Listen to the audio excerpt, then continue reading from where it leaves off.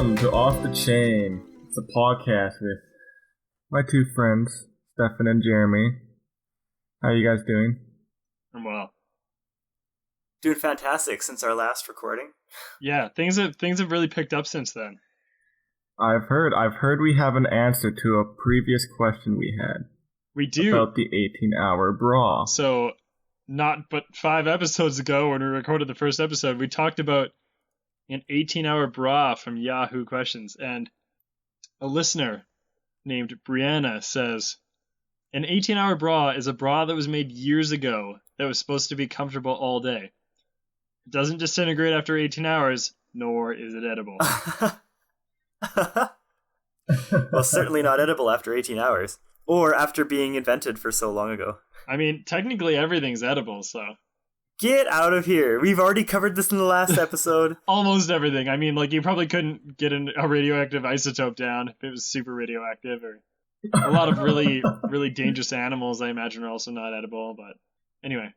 Why don't you just eat some poison then? Eat some cyanide, Jeremy. Tell me how edible that is. You know, I could probably consume it before it killed me. Yeah, so does that mean it's edible?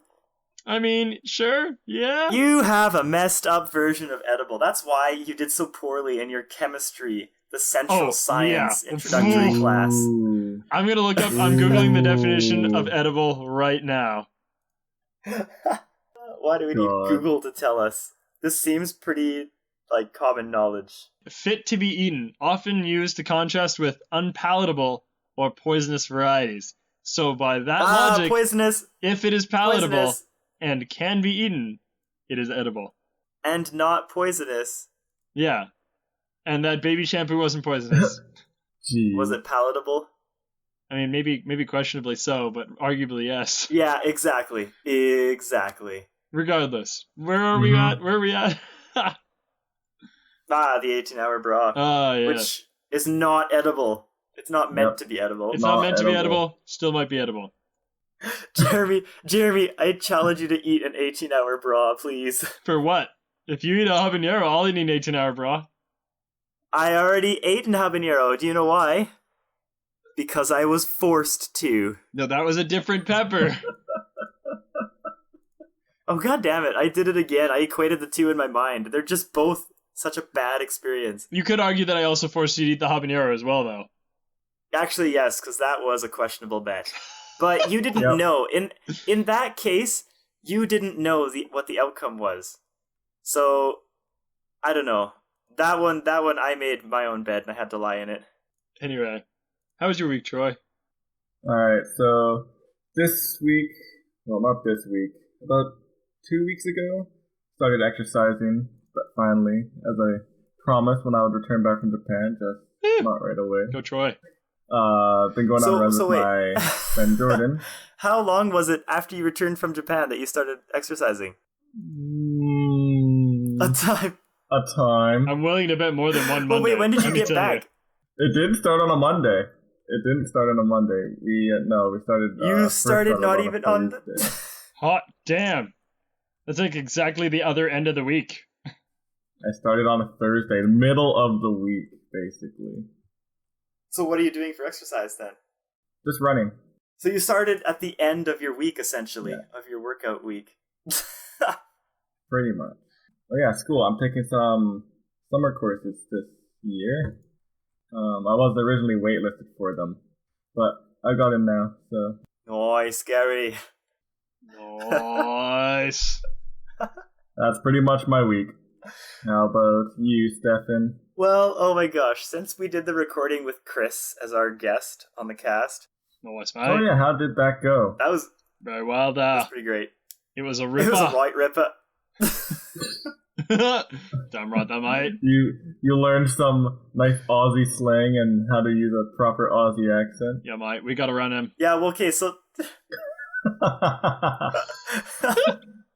Now, okay, but after I learned that, noise, scary, I've been saying that, and it's confusing the hell out of the Japanese teachers I'm working with. I got a bunch of my friends just this past weekend to start saying it, and they started saying it on their own. I love it. Well, it's a lot of fun to say, too, actually. Okay, so my week.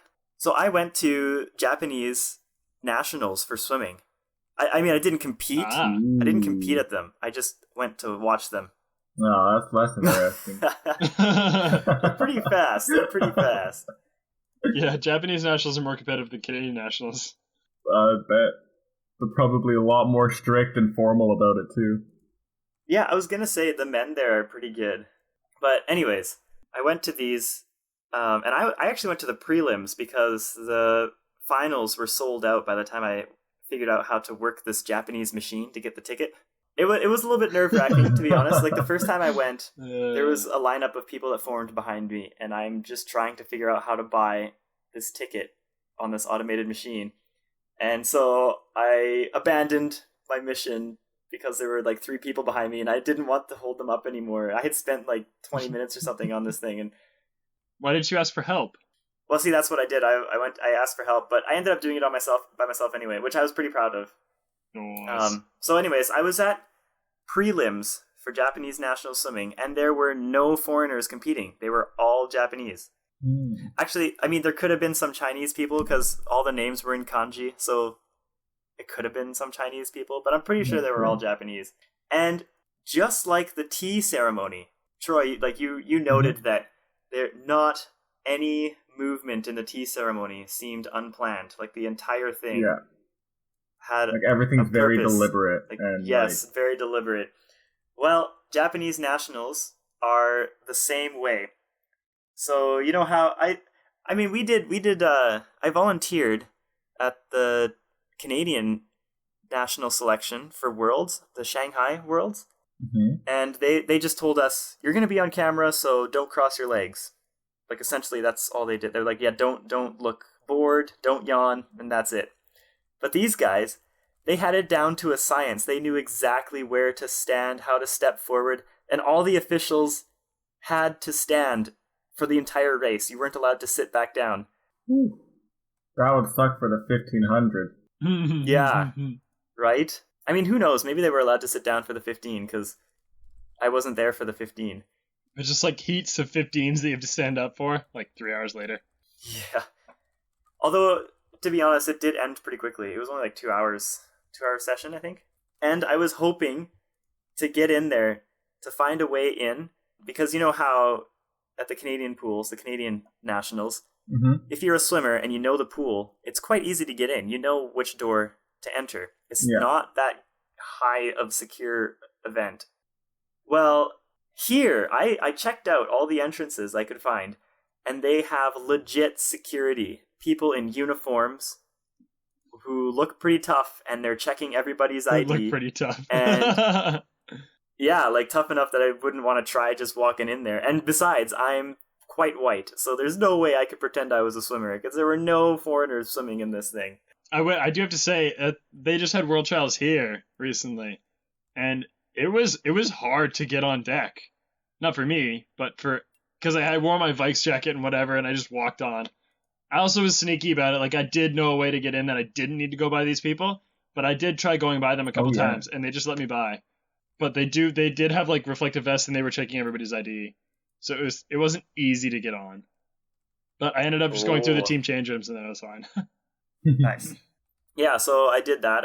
I watched. Oh, okay. So talking about working out, I recently started working out some more. Oh, yeah. So, well, no, not that kind of working out. I run every Sunday. There's a group I meet up with, so I've made some Japanese friends, and actually this guy from Were you part of France a running group? and Algeria. Yeah, I'm part of a running group now. You're so old. look at you guys going. You're technically part of a running group, Troy. Get out of here. Yeah, no kidding. Is it a group though if it's only with one other person? Yes. It's like a running I group. mean, for the winter, it was only one other person, me and this one other person. But now that it's getting to be summer, a lot of new people are showing up for the run. So, but anyways, this one Sunday I slept in. It was raining, so the group called it off, and I got out of work early, so it was nice and sunny out still. Like, there was daylight, and I was thinking, well, this is the end of Final the cherry jam. blossom season, so I'm gonna go for a run around the park. I missed it. Oh yeah, I'm sorry, Troy. It was a late bloom this year. Oh yeah. For those of you who don't know, I went to Japan specifically for the cherry blossoms. I mean, And I went during the prime time. they have and lots of those in Victoria bloom. too, Troy. Yeah, but they have a significant amount more in Japan. It's like 10 times Victoria. It's quite amazing. And they're quite delicate too, because the leaves or the flowers fall off very quickly, like 1 week and it's done. So I had a chance to go running around the park and took some pictures. And I found, you remember, Jeremy, I told you about that bar that I found at the park? And I was going to see how many pull-ups I could do. And you said, oh, it's probably 12. And I said, hold on, I haven't done this for maybe a year now because of tapering for swimming.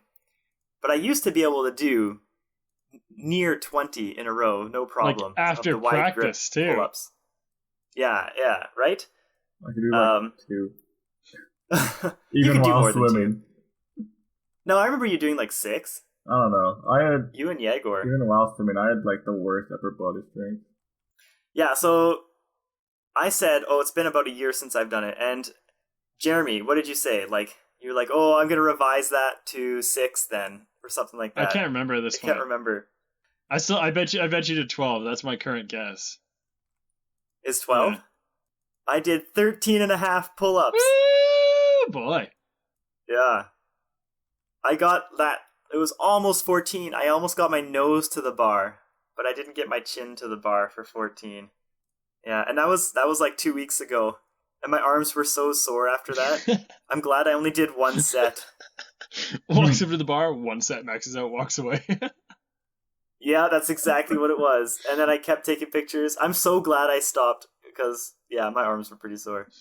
You should start doing Tabata pull-ups. Yeah, and maybe I should start doing Tabatas because those are actually kind of fun. Those are much more fun than going to the gym. Dude, I dare Agreed. you. I dare you to do a set of Tabata squats right now. You will be sore for days and days. Well, see, that's the other thing is I've been going to karate, and it's actually quite a workout on your legs. So, yeah, I know. I kind of said it halfway between karate and karate. Yeah. One of the fittest guys I know did a set of Tabata squats in our lab, and he was sore for like 4 days. What's the set of squats? I'll do them. I'll see how sore I get. Is it like the push-up Tabata we did? It's traditional Tabata. 20 seconds on, 10 seconds off, 8 rounds. And you do as many squats as you can. And he maxed it out. Like, he didn't slow down. He did like 25 on all 8 rounds or something. 25? Yeah, I think he did. Oh, in 20 seconds. 20 seconds on, yeah. I think he went like 198 or something. 198 squats in 4 minutes. Okay, well, I'll see what I can do. I'm just saying that he's the fittest guy I know, and he was, well, probably the fittest guy I know, and he was sore for like 4 days. So be wary. Yeah. Be wary. I am wary. Okay, maybe I won't. But please do that. regale me of your... No, I want to hear your struggle because I like you struggling. So regale me of your soreness. Classic Jeremy and the... No, I want to hear your pain. This is probably why you're such an excellent pranker. Yeah. My pranks are harmless, more or less. No, they cause me great emotional anguish. Anyway, anything else new in your week, Stefan? No, I think that's about all I should talk about. So, Jeremy, how's your week been? Well, lay it on us. Since the last time we recorded, I have done a lot of things. I'm sorry, hold on. When Troy says lay it on us, all I can think of is Jeremy rubbing lotion sensually into Troy's skin at 6 a.m. or whatever it was. Lay it on us. Anytime, Troy, anytime. Not just 6 a.m. I'll know it's you. Wake up. What the hell am I slime? Yeah.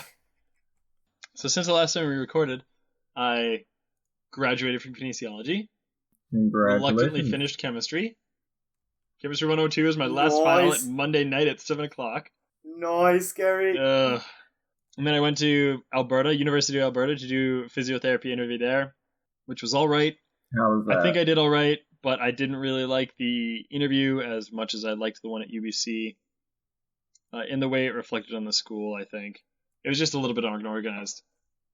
And then I went from there, and I went home for a bit, back to the old G soil, Jeez, is that what they're calling it these soil. days? Well, yeah, when I used to play volleyball when I lived here, we had a group we called the G Boys. That's what we called the volleyball The team. G boys. G Boys. My God. Oh my god. You should get the G Boys back together. The G Boys back and together. just have them saying, "Get around me, mate." I came back here for a bit, and then I went to Edmonton, played some squash at the really nice squash courts. I've just been going around to squash courts and playing squash. And then I went to the Yukon, and I went to Whitehorse, where I have a couple of friends there who What were you doing go to there? UVic. Did I not tell you about this, Troy? No. So then this will be good for you. I went to Whitehorse. Like I drove to Edmonton, flew to Whitehorse, and I had some friends there who invited us to stay, like a group of us from the UVic Squash Club. So we had like 7 people come. A couple of them I don't think go to UVic, but regardless. There were 7 of us there, and then there was Stephen and Benji, and we stayed at their house. And I got there first, and then we went around, we went around and just kind of drove around. We were going to head to the squash courts, but then we had to pick up Wilson, who we forgot about at the airport.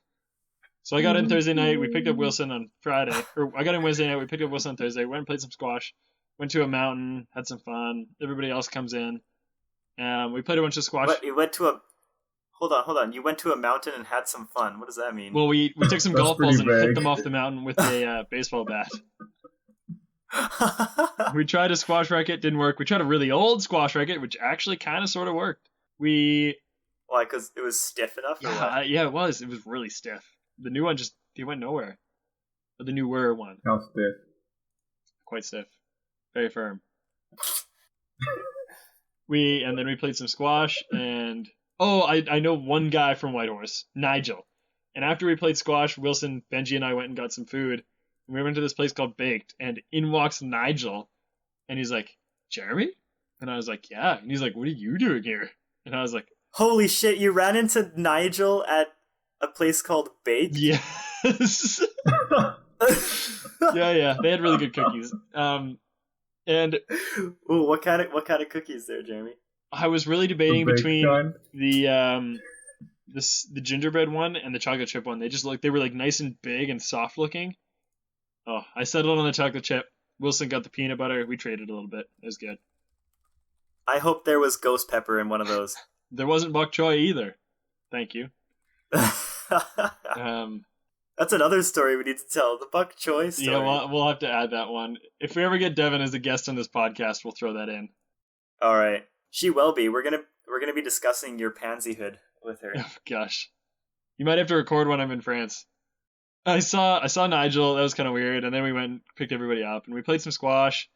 I played my first game, and it was good. I actually won, because you know how last time I went to a squash tournament, I lost both my games and then sprained my ankle and then had to forfeit the third one. Yeah. You had, was it like twice that you sprained your ankle? I sprained it in that tournament pretty badly, and then I re-sprained it, but much less severely, like a few weeks after it healed. So I entered the D division. So there's like mixed open, which is the highest level, and then men's A, B, C, D, and I entered D because I'm technically still a novice, because I've only been playing for like a few months at this point, maybe even less than that. And yeah, like 2.5 months when I was actually in Whitehorse. And I played the first game, it was fine, it was easy. And then I didn't play at all on Friday. And then I played on Saturday, and I won on Saturday. And then I played on Sunday. Saturday I played at 8 a.m. and I was like, damn, or 8:30 or something. I was like, oh, this is so early. Because I was barely sleeping while we were at this thing, like, because we were just all hanging out and whatever. And I was like, I'm not here to play squash, really. I'm just here to hang out. So I had a ton of fun though, but I got very, very little sleep. That was like almost a week ago, and I'm still not recovered from my sleep debt. I fell asleep in the dentist chair today. Well, this is coming from the guy who used to nap all the time. Hardcore. Me? Yeah. Not any more hardcore than you. No, I think more hardcore than me, because I remember being awake during your naps. Yeah, well, I remember being awake during your naps. You would fall asleep in the couch in the living room all the time. Oh, like when we were living together. Oh, I'm thinking of like when we were living at Troy's house. Oh, I don't remember that. Because I remember being in Troy's room and you were just sleeping up there with your face mask on. Yep. And Troy and I would watch like Lord of the Rings or something. Yeah, that's because I fell asleep watching Lord of the Rings. Yeah, because you have your face mask on. You can't see Lord of the Rings when you have a face mask on. He's got a point there. I just committed to. No wonder the movie was terrible. It's just black. So we had lots of fun, and then I played on Sunday, and I won on Sunday, so I won my division and won $50. So that's $50 more than I ever won swimming. I won. Yeah, good I won job. all my games Congrats. 3-0. I didn't drop a game. The last one was kind of close. It was 15. They go up to 15 for some reason. They have a par 15 system in Whitehorse rather than a par 11, which is traditional. Which was fine because it lengthened out my games and made it kind of fun. So I ultimately won the division quite handily. I probably should have went to C because Wilson won C pretty easily. Like I don't think he dropped a game either. So I would have been like, I don't know, middle or probably upper end of C. But whatever. Next time, I didn't really know. But I won $50. So that was great. Yeah, would you have won $50 if you entered the C? Well, probably not. I don't think I could beat Wilson. There's a slight chance that I'd be able to beat him under the optimal conditions. Like if it was him and I in finals, and then everybody else who was there came with us, all the other 7 people were watching that game, I might have been able to get him to crack. But sorry, Wilson, if you ever listen to this, but that would have been my strategy. If there was a Russian winter and Wilson's leg was broken. Yeah, and, exactly. I'm saying the chances are slim, but it's within the realm of possibility. The last game I played really well. Like I was really happy with how I played. Nice. Yeah, but we had tons of fun. We hung out and did all sorts of things, and then we were always playing games. We didn't get too much done, but we did check out like Miles Canyon, which is really close, and there's like this really sweet river and suspension bridge that goes over the gap, and that was really sweet. We went and checked out. We went to this lake, played some jackpot, and made some hot dogs. That was good fun too. And then we went to Alaska on Sunday after the last games. Oh, nice. Yeah, we went to Skagway, which was pretty sweet. Like it was like a tourist town, and it had like the older style buildings, but there was nobody there because a lot of people don't live there and just hire people to run their shops in the summer. And the tourist season starts in like the first ship came in like on this Tuesday or next Tuesday or something. So we just missed that boat, but we got some really sweet popcorn. We had some dinner with the Yellowknife squash players there, and then went to the ocean, and then came back. And on the way back, we took some sweet pictures. And then we were coming across the border, and we're like, oh man, like did the border close at 10:30? Because it was like 11:08 at something at this time. And we're like, oh shit. So we were afraid that we would have missed the border crossing. So we get to the border, and then we're like, and then Benji's driving, and he's like really stressed out because he thought we weren't going to make it. And the guy starts talking to him, the border crossing guard starts talking to him, and he's like dead straight pan face, like absolutely emotionless. And he's talking to Benji, and he's like, you can see the tenseness in Benji, and we hand him our passports or whatever, and the people in the back start getting noisy, and Benji asks, like, he's like, quiet down, guys, or whatever. And then the guy's like, are you telling him to be quiet? Like, did you just tell them to quiet down? And he's like, yeah, like, I didn't think that, like, that was the right moment or whatever. And the guy's like, okay, I'll be back. And then he goes in, checks the passports or whatever, and he comes back, and he's like, who's Benjamin, blah, blah, blah.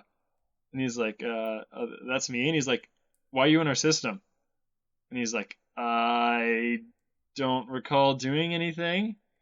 And then he's like, are you sure? Like, why are you in our system? And he's like, I don't recall doing anything. He's like, it says you're on the lookout, or you're on the lookout list. And he's like, they said to look out for the coolest dude.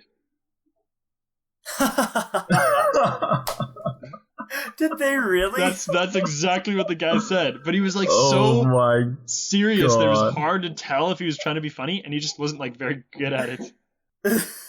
Wait, was that Jesus. Crossing into Alaska or back into Canada? That was crossing back into Canada. So that was the Canadian border crossing? Mm-hmm. That's freaking hilarious. Oh god, man. I'd be choked. Yeah, no kidding. I would be so nervous. So yeah, the boarding guard messes with Benji, and he's like sweating bullets, and he was just so nervous. And then the guy was still chatting with us, but it was like really weird. And Benji was like, after he said this, he's like, So he wasn't recovered yet. And then the guy kept talking to us, and it was very strange. And then we were telling him about the picture, and then we show him the pictures we took. And he's like, oh, these are like for Facebook or whatever. Like, these are the things these kids are doing these days. And he's like, this guy wasn't even that old. Like, he was like early mid-30s. He didn't look that old. And Benji's like, yeah, you can do boring things in life, but as long as you seem cool on Facebook, that's all that really counts. So yeah. And then he gave us back the passports before he finished talking to us. And then we had this really long pause, and he's like, I gave you the passports back. You can leave. And we're like, okay. So that was lots of fun. That border guard probably had so much fun with you guys. Or with Benji, at least. Yeah, at least with Benji. Yeah. And then I came home, and I've been home since then. Very nice. Mm-hmm. Oh, actually, I just remembered. You know what I did yesterday? I went wall climbing. How was that? See, back when I first came to Japan in October, I was looking at wall climbing places just for bouldering and stuff. And I found a bunch of places, but back in Victoria, I was just renting out the climbing shoes. And by now I realized I should just buy a pair of climbing shoes. So I was looking for a pair of climbing shoes in order to start climbing. And I couldn't find any. Like, I went to all the sports stores. But on Tuesday, one of the malls that I work at, a sports store just opened up, and I went there, and they have a climbing wall and climbing shoes. I mean, they only have like 10 pairs of climbing shoes, not a huge selection, but they have a climbing wall, and it's like 500 yen for 30 minutes. So I'm totally going to go there on my breaks, because I only have like 4 classes on those days at that mall. But I convinced Gaki to go wall climbing with me, and so she went for the very first time. And I think because it was her first time, the staff assumed that it was also my first time, so they were giving us the rundown of the place, and they had us start on the lowest, like the easiest course ever. All it was labeled handholds. You could put your feet wherever you wanted. So I was like, well, this is just like climbing a ladder. Yeah. So yeah. I climb up, go back down, and everyone was like amazed. They're like, holy shit, like this is your first time? And I was like, oh no, I've been doing this for quite a while. Yeah. But for Gaki, it was a little bit different. But she had a lot of fun, so. I was going with Cole for a while, like inconsistently. Like I kept getting injured or whatever, like with the ankle, and getting busy and stuff. But I got pretty good for a little while. I mean, for me. We'll have to go rock climbing again. Yeah. I mean, you don't need your ankle to go climbing. You could have just used your arms. I'm not Ryan Chan. Jeez. So, I guess we're going to talk about who we are and what we're doing. Yeah. This is part 2 of our origin story. Off the chain origin story. So, Troy, who are you? What do you do? Who am I? Well, my name's Troy. Last name pronounced like Chewy. Probably the most interesting thing about me. That's not true. Don't sell yourself short, Troy. I'm currently in college, going to Camosun College here in Victoria, going for a business administration degree with an accounting major. I'm going into the field of business. Who knows what I'll do with that, though? more than a science degree, that's for sure. Hey. It's a chemistry degree. Chemistry's not even a science. It's the central science. No, math is obviously the central science. At the very least, physics is more central than chemistry. Well, okay, we'll discuss this after Troy here. Used to be a swimmer, but retired before going to college, as people know somewhat. Yeah, I live a pretty solitary life. I have 7 cats. But you legitimately have 7 cats. I'm not even kidding. I have 7 cats. I mean, it was awesome when they were all kittens. That was really cute. I mean, they're still pretty awesome. They're all super cuddly and friendly and whatnot. Yeah, they're much better than bacon. Yeah. My mom's raising a new one. I know. A new bacon? I already called her out on that when I was there last time. Her name's Daisy. She's a small midget cat because she's, I don't know, she had some growth defect or something, but she's way smaller than she should be. And is she being overfed? She's white and gray. Not really, but my mom's being super protective of her. Yeah, she won't let her outside or anything, but all the other cats get to go outside. Yeah. So she will probably end up being overweight unless she grows up some more and goes outside. Yeah, because when I first moved in with you guys, you guys had that white cat, and it wasn't even Kim's cat to begin with, was it? It was your sister's cat. It was my sister's cat, and my sister moved out and didn't take the cat with her. So then your mom became very protective of this cat, and her name was Baby. Yep. Except she was so fat, I decided that her name should be Bacon. So I called her Bacon all the time. And when I first got there, I was very cordial. I called her Baby. I tried to give her pets and stuff, but she would have none of it. She was just a grumpy She hated old... everyone except for, like, me and my mom. And even that was questionable relationship. Yeah, I know. I mean, and I skipped that whole step that Stefan went through and just went straight to being a dick. Yeah, so we put this cat up. I would put the cat up in high places and watch her try to get down. That was kind of cruel. But we also spun her around on the hardwood floor, and then watched her try to run or like walk away dizzily, losing her balance. It was like watching Jeremy try to stand in his early days. Yeah. Anyway, Troy? Yeah, that's pretty much it. I'm a crazy cat man. But like, what are you interested in? Like, what are your hobbies? What am I interested in? Yeah. I play a lot of video games. I like nature quite a bit, and I love food. But like, what kind of video games? You got to differentiate. I play a whole lot of MMOs, primarily World of Warcraft, and some MOBAs, primarily League of Legends. Occasionally play other games that come out, but Stefan, what's your life story aside from what we already know? Okay, let's start with I'm a duck. Why are you a duck? Because every time I meet somebody who knows a different language, I ask them how to say I am a duck in that language. But how did this come to be? I can't quite remember, but I'm pretty sure. So I used to go to these religious retreats, and they were called Discovery. Jeremy, do you remember those? I never went to one, but I remember you talking about them a lot, yeah. You never went to one? Really? No. Well, anyways, yeah, I was part of the team that organized it for a couple of years, and the name tags had pictures on them, and mine had a duck the one year. So I think that's how it came to be that I was a duck. But it was just a phrase that I wanted to learn, because most people ask, how do you say hello or goodbye or a swear word or a curse word? So I thought this would be kind of a novel thing, and it often gets people confused and talking.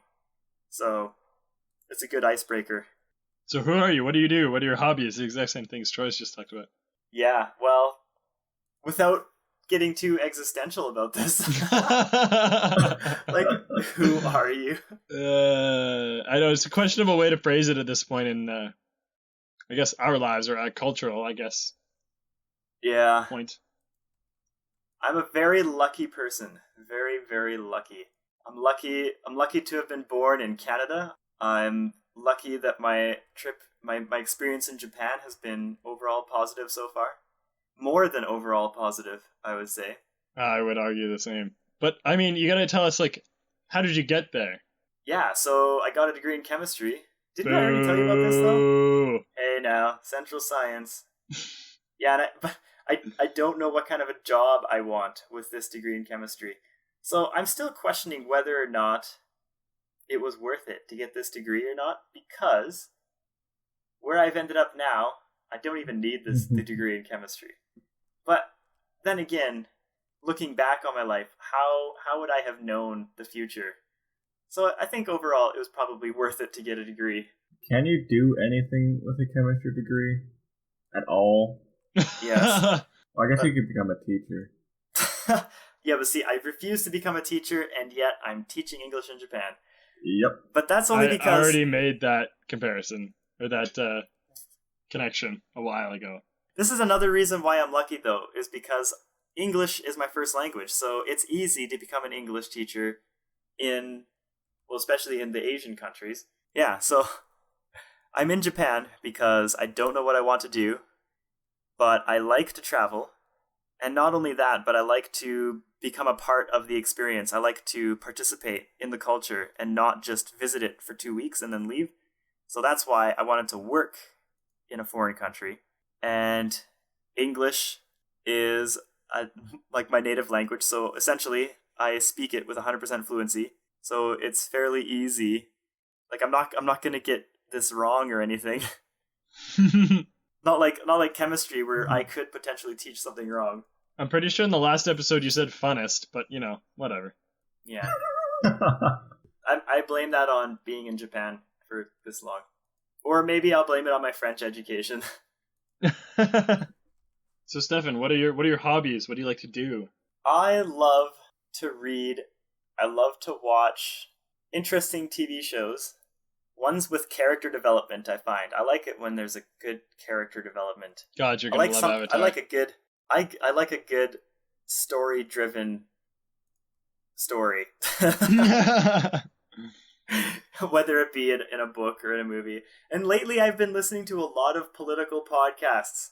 Oh. So I'm getting really into the politics thing, which is disconcerting to me, to say the least. I hate politics so much. Yeah, I know. It is so frustrating. Maybe, I think that's part of why I like it. It's kind of one of those gruesome, guilty pleasures. Like it gets me riled up emotionally listening to these things, especially. I guess now that you're not living with me, you need somebody to rile you up.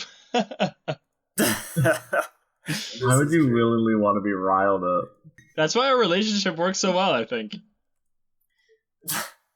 I think, like, why do people watch horror movies? Or why do people... Like, I also like to ride roller coasters, and I'm scared of heights, but that's the whole reason why I feel like the feeling of thrill is so much different than the wanting to be angry and frustrated. I could see it being similar enough to be worth the comparison. I'm not exactly angry and frustrated, though. Like, it's not all bad emotions. And I like to do sports. I like sports. Even though I'm not that coordinated out of the water. Yeah, I like to sports hard. Drink my sports drink after I'm done sporting. How often do you sport? Not that often lately. Another one of my hobbies is learning languages. I like to learn languages. So that's one of the things I'm focusing on in Japan is learning Japanese. And you already know French and a decent amount of Italian. Yep. I think that's it. Well, actually, recently I've been practicing the ukulele too. Nice. Nice, Gary. Yeah. We haven't said that in about 20 minutes. Because Troy brought it over for me, so that's good. So that's nice.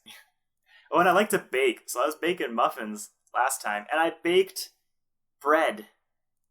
Baked some more bread. Can't bake any of these while I was in Japan. Yeah, I know. Well, that's because we were busy doing shit. You can't have them ready for me when I got to Japan. Yeah, that's true. But I was working. I was working leading up to, because I took all those days off for when you were there, so I didn't have days off leading up to it. But I was prepared to eat out every day anyway. Yeah, exactly. That's pretty much me. So, Jeremy, tell us a bit about yourself. Well, as I mentioned, I just finished my degree in kinesiology. I too like to sport, very much so. But I actually do sport. Hey now, I'm trying to sport. I encourage you to, despite that slight. Right now I'm spending a lot of time playing squash. I do the occasional drop in hip hop. I like to rock climb. I like to swing dance. I like to try new things. I like trying Drew's heavy metal spin. That was interesting. What? Oh yeah, I was one of the guys, one of the PhD students at the university ran heavy metal spin, and he'd been trying to get me to go for forever. But I always had practice Tuesday nights, and then as soon as I stopped swimming, I was like, yeah, I guess I can go to heavy metal spin, Drew. And I've never been to a spin class, so I knew nothing of what to expect. But I actually quite enjoyed it. But I imagine it would be a lot better if the music was better. You should have what's that? 1X? Or no, that's the album name. What's the band name? I know what you're talking about. The one that you used to listen to over and over again until you realized it was very angry music. Oh, 3 Days Grace. 3 Days Grace, that's the one. You should have a 3 Days Grace. Middle school edginess. No, at this point, I would really like to run my own spin class, but have it be like an original soundtrack or like Disney. Like those would be sick. Some nice, like a Hans Zimmer. I know. I think I have some really good John music Williams. that I like when I was in these classes in the last couple of 2 or 3. I was just visualizing what I would be doing if I were instructing. So I really enjoyed that experience anyway. So I appreciate Drew for getting me into that. He was really supportive, and what is a spin class? Drew pushes you into lots of things. It's like you sit on stationary bikes and you play music, and sometimes you have videos going, and there's an instructor with a microphone in the front, and they're like, okay, we're gonna climb here, crank it up, and get you Like an hype. aerobics class in the pool, Okay, I see. Except on on a stationary bikes. bike. Yeah. So I really enjoyed that. I see. But anyway, yeah, I like to try new activities, which is something that's recently developed in my character, because I used to say I like to try things, but now I actually do them. Or the same thing with foods. Like I never even said I tried new foods, but now I actually do try Oh new my things. god, yeah. Oh, that's one thing. I love food. I just eat all the food. And All the Japanese Mhm. food. I do not love food. Yesterday, I tried something new. It's called, let me see if I can remember it. It's like yamaimo or something. Yamaimo? It's a mountain yam, and it is ridiculously hairy. This thing is weird. It's a like a tube-like structure. It's white and it's hairy. You have to peel off the hair parts, the hairy bits, and then it's really slimy. It's like the fermented beans, except that it's Ugh. this What is it with yam. the Japanese people and their sliminess? Ugh. Yeah, I don't know. They have a fascination with slimy, sticky foods. And to be honest, I actually kind of like it. Ugh. Yeah, but it was good. It was good. It went well with the soba. Apparently, it's used all the time with soba noodles. Anyway, yeah. I like to think that my personality is pretty transient. Who I am changes quite frequently. But I enjoy doing my activities. I just graduated kinesiology, and I have no idea what I'm doing right now. I applied to physio schools. I'm trying to get into those, as we've discussed with the interviews. But right now, I'm getting prepared to head off to Europe for the summer. Mostly France. Oh yeah. Let's hear about your French goals. Oh, Yeah. yeah. Well, When do you leave? I leave in 3 days. Oh, 4 boy. days, I think. I leave on Sunday. 3 or Oh, 4 boy. days, you're not sure. Yeah, well, it's technically Thursday right now, so 3 days, I Oh, yeah. guess. So I land in London on Monday morning. Whew, boy. Yeah. And then Wilson and I are going around together for a week, and then we're going to hit up Oslo in Norway first. He's got a friend there, and then we're going to go to somewhere in Germany. We haven't decided if we're going to go like Hamburg, Munich, Berlin. We haven't really decided yet. And then we said maybe Austria, but I think we're going to run out of time. And we're probably I'm just going to go straight to Marseille and then head to Provence, or however I'm going to butcher that today. And I'm going to stay with Manon for a bit and try and find some work there and stay there for as long as I possibly can until I have to come back for school. So if I don't get into physio school, I'm going to go and do one more semester upgrade and then work as a kinesiologist for 8 months, ideally. So you don't even have a return ticket then?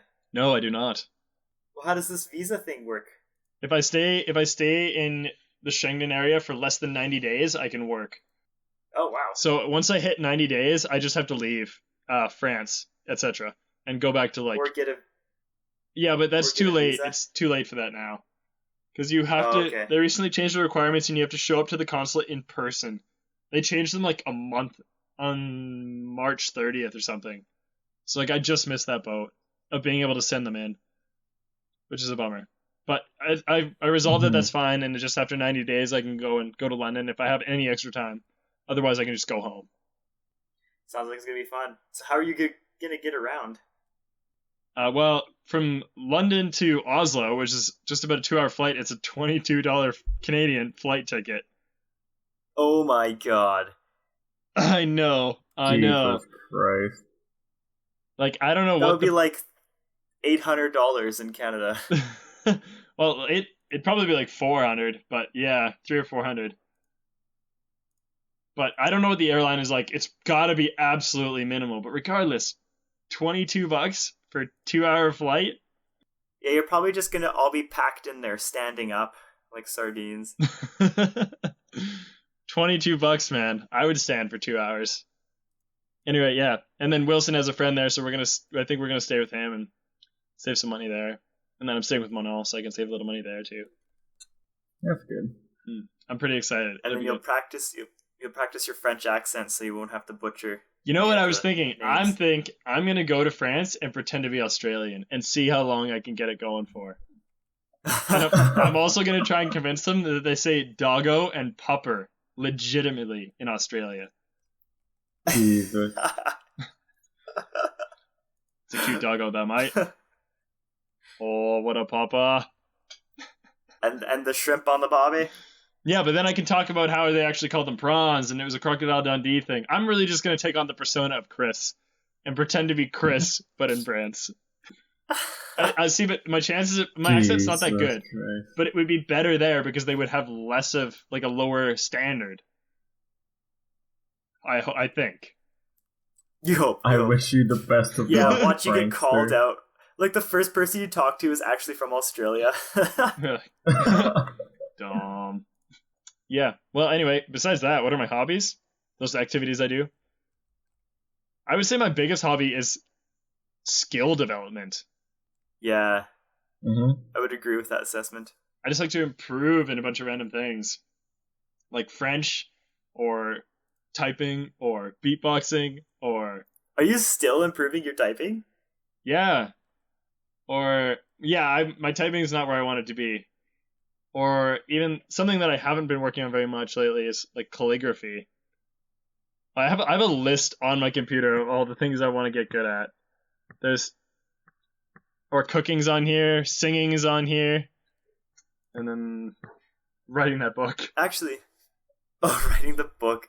Oh my god, the book that you claim is yours. To be honest, Actually, I have no idea at this point if it's mine or not. yeah, I know, right? But anyways, I actually bought a bunch of spices recently, and I've been just mixing random spices together and figuring out what goes well. Been making a lot of fried rice or some eggs and chicken and tofu dishes. Oh, and there's one really good, like if you put eggplant is kind of a neutral flavor, so if you put it in butter, it just soaks up all that butter and whatever spice that you've put on it. It's fantastic. See, the thing about cooking is I haven't really been in a place where cooking has been feasible to work on. Because I either haven't had the time or I had a really small kitchen. Yeah, well, this kitchen is small.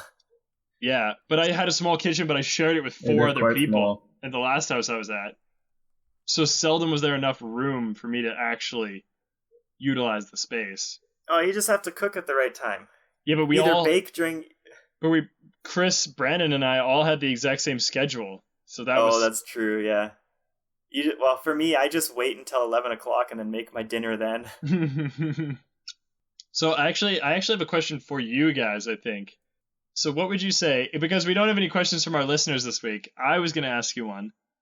And I was going to say, in terms of the who we are and the where we're at sort of thing, what is your best quality and where do you see yourself in 5 years? Get out of here. Okay, at least 5 years is a short enough time frame for me to think about, because anything longer than that is I don't know what I want. Way up in the air. I don't know what I want to do with my life, and that's one of the main things that I struggle with currently. So, man, I don't know what the hell my midlife crisis is going to be like at this rate. Maybe you'll have it all figured out. Yeah. Maybe this is my midlife crisis. Just having it earlier, got to get that shit out of the way. Efficient. I like it. So, actually, I think maybe we should rephrase that first part of the question. And what do you think is the best quality of the other 2 people on the podcast? And where do you see yourself in 5 years? Oh, wait. It's even harder. You can include yourself. Let's do all 3. 1 for each person. Oh, okay, so... Well, Stefan, you can take it away. Let me see. One of Troy's... I don't know about best quality, but just thinking off the top of my head, one of Troy's better qualities is being able to just go with the flow. Like, he doesn't... I mean, he doesn't really make many decisions himself, but it makes him fun to be around with because he just, like... He'll do whatever. Yeah. I'm going to jump on the back of that. And what I think is one of Troy's strongest qualities is that he handles stress very well. Or at least externally. which is very difficult for a lot of people. And I'm not sure whether he's developed that or whether he's always Mhm. been like that, because I haven't known him for that long. But that's something I really admire. So hard to troll Troy. Like, I remember when we were living together, he would constantly troll me, which You were soft, though. Let me tell you. Yeah, I know. I thought it was a lot of fun, but it was frustrating for me when I tried to troll Troy and he just sat there and took it, and it was like I had no idea where Troy's buttons are. He's not even ticklish. How to frustrate him. Yeah, good luck trying to tickle me. Yeah, no kidding. You just sit there like a stone. Just like when you ate that ghost pepper, you just sat there like a stone. A twitchy stone. I mean, a very porous stone that was crying and sweating and shaking, but... That's what I was going to say. For my greatest quality is just my willpower to persevere through something. Yeah, I agree with that. Your willingness to take something. And Jeremy, I think Jeremy's drive for improvement, his constant drive for improvement, even when he's absolute garbage at whatever it is that he wants to improve. See, like the beatboxing, yeah, or and the dancing, yeah, or standing. Like, I'm impressed that you can even stand now without leaning against a wall. See, the thing about the beatboxing is I can do it again on another podcast and take my headphones off, and it'll be even better. It'll be like I have improved more. Ooh. Or your French, your R's. You're rolling, like the R's in the back of the throat. Pretty good.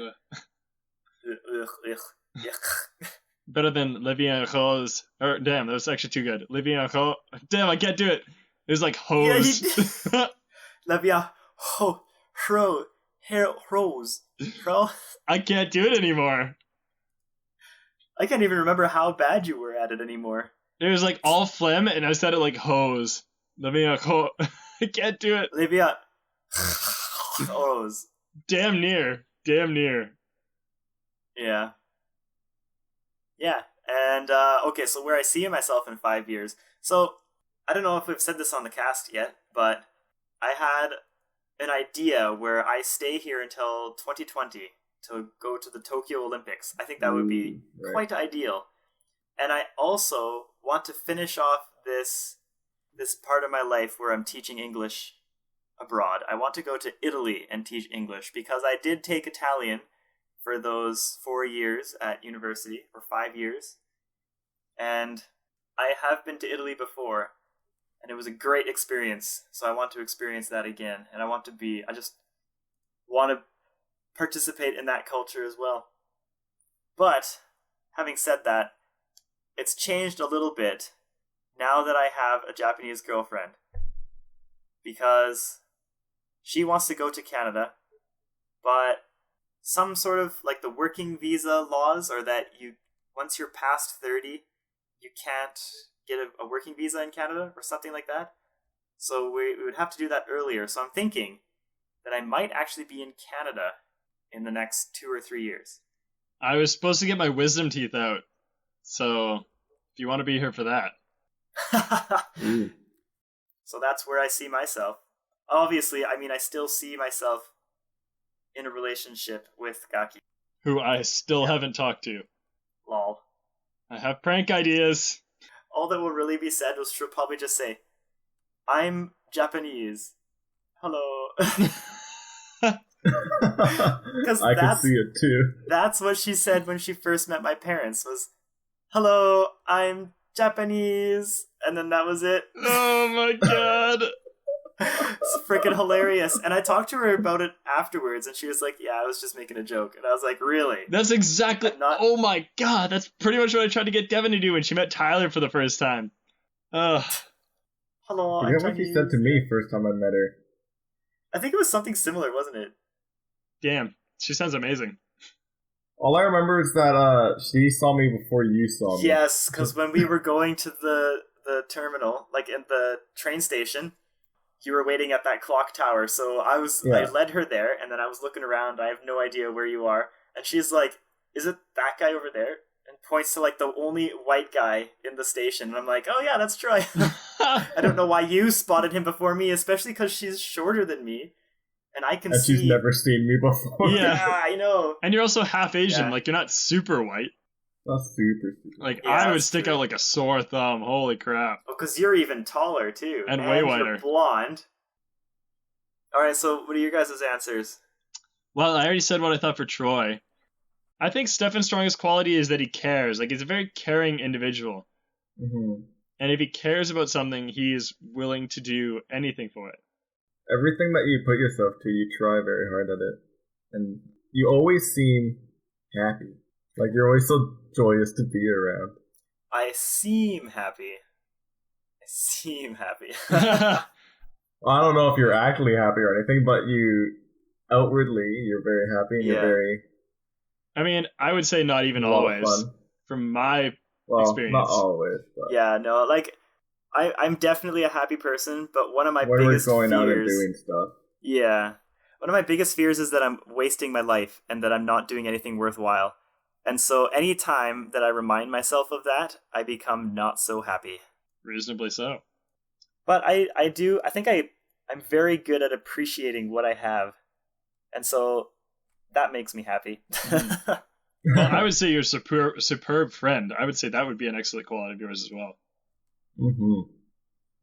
Superb friend and very hard worker. The hardworking, but sometimes at a delayed rate, I will acknowledge. You're a king of procrastination. Oh my god. Although I'm not one to talk about that either. Yeah, no kidding. Says the guy who's gonna dry swim the 410 years. I kept on pushing exercise onto the next Monday. Yeah. You guys are terrible. Classic. And where do you see yourself in 5 years, Jeremy? Well, I'm gonna say what I think is my own best quality. Well, I agree with you that my desire for improvement is a strong one. I think that stems a lot from my desire to be efficient and logical. Because I feel like it's a base that should apply to everybody. And despite the fact that it doesn't seem to, I like to approach things from that way. And it has helped me a lot to get to where I currently am. So I think that's a strong quality of mine. And in 5 years, well, I don't know. In 5 years, like, I want to do the physio thing. So let's say ideally I get in this fall. So in 2.5, 3 years, I'll have that certification. But I've been dabbling with the idea of doing a PhD right away because I've been finding research that I've been very, very interested in. And I've found a couple of researchers that do exactly what I'm most interested in. Which is what? Which is exercise adherence and high intensity interval training, more or less. So I was thinking maybe combining the two and seeing if high intensity interval training increases adherence to exercise. I may have already talked about that on the podcast, but I don't know. That's something I find particularly interesting. But I'm not going to lock myself into that in any way before I go through school and experience all these placements and see where I want to be at that point. So it's kind of just fluid beyond physio school. So I don't know. Maybe I'll get a bunch of experience. But the main motivation behind me getting a PhD would be because I would ultimately want to teach. So maybe get X amount of years of experience and see how that is, and then end up teaching. Boy. I don't want to teach. I don't want to teach high school by any means, but I think teaching at a university level would be really fun. Yeah, I'll grant you that. But again, if I were to commit to the PhD, I would obviously have to try out teaching beforehand and see if that's something that I really wanted to do. But the idea of a PhD isn't so daunting to me that it would push me away from doing that to achieve future goals. And I imagine it wouldn't hurt. Seems pretty daunting to me. Yeah. Yeah, I don't know. Like, if that's something I want to do, I will do it. It won't deter me from doing it. And I can't see it being harmful, except for the fact that it might push my experience back a couple of years, but whatever. I'm only 22 right now, so if I get the physio in, 3 years, I guess, I'll be 25. Whew, so young. Young and Spock. Yeah, I'm not in any rush. So, I don't know. Maybe I'll have a PhD. I will definitely be a physio. Maybe I'll have a PhD. Maybe I'll be teaching already. Who knows? So I don't really know, but it's fluid beyond physio. All right, and Troy, what do you think? You haven't said anything about Jeremy, have you? See, Troy and I aren't really friends. We just feign it for the podcast. Yeah, we actually hate each other. I'm also an excellent actor. Okay. Hey, yeah, Chris can vouch for that because I told him this story about gardening and he 100% bought it. So I have improved on that as well. Thank you very much. A story about gardening. Okay. I think it's your willingness to try new things and just do things that people would think like, oh, why would you do this? Or like, I didn't think you were this kind of person.